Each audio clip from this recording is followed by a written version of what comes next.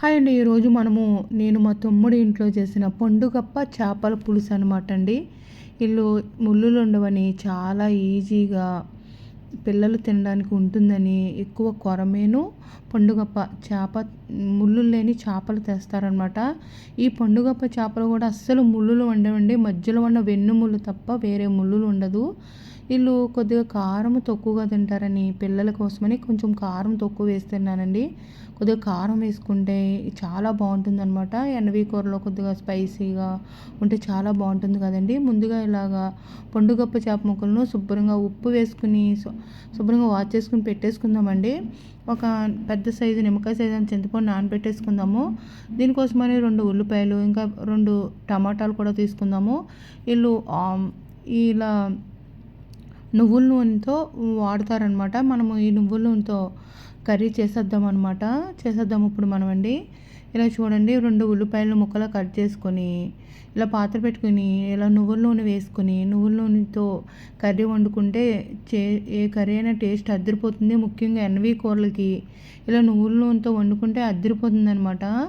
ఇలా నువ్వుల నూనె వేసుకుని చూడండి, నువ్వుల నూనె కాబట్టి ఇలా నొరగొస్తుంది. కాకుండా మనం ఉల్లిపాయలు వేసేసాం కాబట్టి ఇలా నొరగొస్తుందనమాట. నువ్వుల నూనెలో మనము 2 పెద్ద సైజు ఆనియన్ ముక్కలు కట్ చేసుకుని ఆనియన్ వేగిన తర్వాత 2 మినిట్స్ మీడియం సైజు పెద్ద సైజు టమాటాలు తీసుకున్నాం కదండి. ఆ టమాటా ముక్కలు కూడా వేగిన తర్వాత పచ్చిమిరపకాయ చీలికలు కూడా వేసుకుని వేయించుకున్న తర్వాత ఇందులో అల్లము, వెల్లుల్లిపాయలు, కొంచెం బాదం పప్పులు, జీడిపప్పులు, 1 స్పూను జీలకర్ర, 1 స్పూనున్నర ధనియాలు, కొద్దిగా మిరియాలు, 4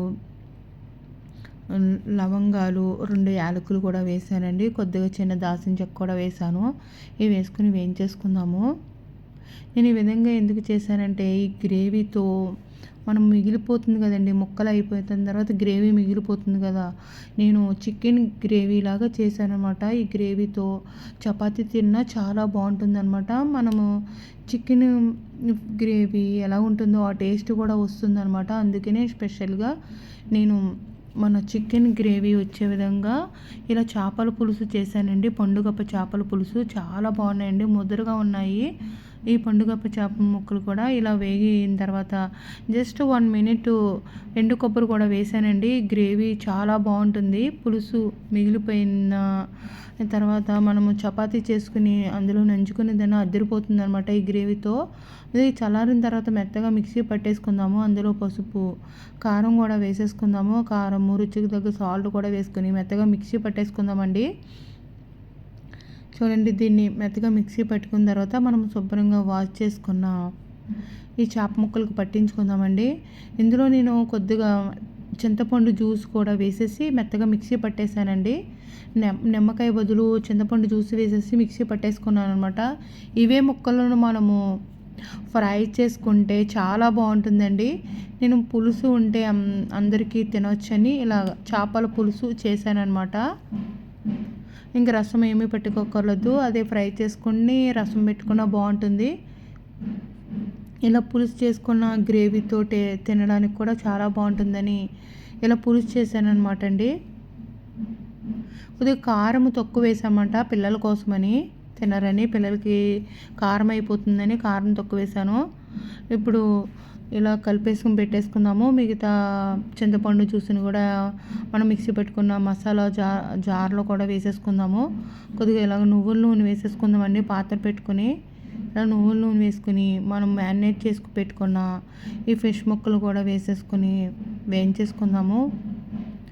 ఆల్రెడీ ముందుగానే మనకు ఉల్లిపాయ, టమాటా ఆయిల్లో మగ్గిపోయింది. ఒక 2 మినిట్స్ ఆర్ 5 మినిట్స్ వేయించుకుంటే సరిపోతుంది.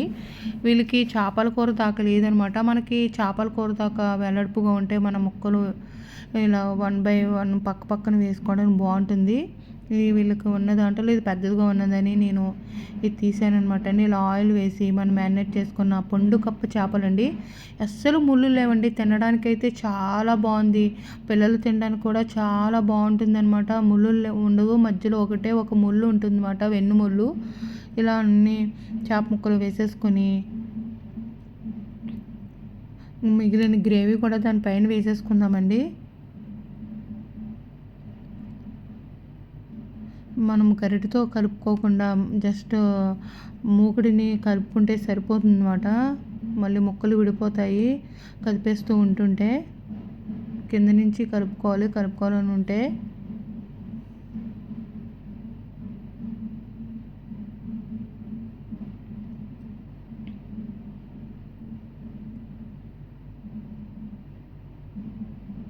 ఇలా విధంగా కదుపుకుంటే సరిపోతుంది. ఇలా మూత పెట్టుకుని మగ్గించుకుందామండి ఆయిల్లో. చూడండి, ఒకసారి చూద్దాము. ఇలా 5 మినిట్స్ మగ్గించుకున్న తర్వాత మనము మిక్సీ జార్లో తీసుకున్న చింతపండు జ్యూస్ కూడా వేసేసుకుందామండి ఇందులో. ఆయిల్లో మగ్గిపోయినాయి. ఆనియన్ పేస్ట్, టమాటా పేస్ట్ ముందునే మనం వేయించేసుకున్నాం కాబట్టి ఎంతగా వేయించుకోవాల్సిన అవసరం ఉండదండి. ఇది ఫ్లేవర్ చాలా బాగుందండి. ఈ విధంగా మసాలా పెట్టించేసుకుంటే ఈ గ్రేవీ కూడా చాలా టేస్ట్ అదిరిపోతుంది అన్నమాట. మనం వేడి వేడి అన్నంలో కలుపుకొని తింటూ ఉంటుంటే అదిరిపోతుంది అనమాట అండి. ఈ చికెన్ గ్రేవీ లాగా ఉంటుందన్నమాట, అందుకనే టేస్ట్ అదిరిపోతుందండి.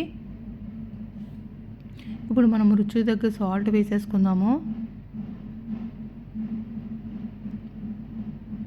ఇప్పుడు జస్ట్ అలా అడుగు నుంచి కదుపుకుందామండి, ముక్కలు విడిపోకుండా. ఇలా కలుపుకొని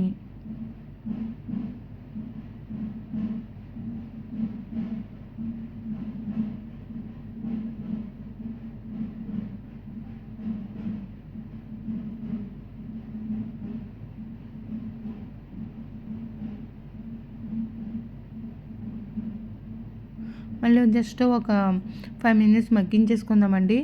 గ్రేవీతో ఉంటే రైస్లో కలుపుకోవడానికి బాగుంటుంది. ఇది చల్లారిన తర్వాత కొంచెం దగ్గరగా అవుతుందండి, దగ్గరగా అవుతుంది. ఇలా పైకి ఆయిల్ తేలిన తర్వాత ఫైనల్గా కొత్తిమీర వేసుకుంటే మనం ఎంతో టేస్టీ చికెన్ గ్రేవీతో చేసిన పండుగప్ప చేపల పులుసు రెడీ అయిపోయింది. మీరు యాజ్ ఇట్ ఈజ్ ఒకసారి ఇలా ట్రై చేయండి. టేస్ట్ అయితే అదిరిపోయింది. మీకు కనుక లైక్ చేయండి, షేర్ చేయండి, సబ్స్క్రైబ్ చేయండి.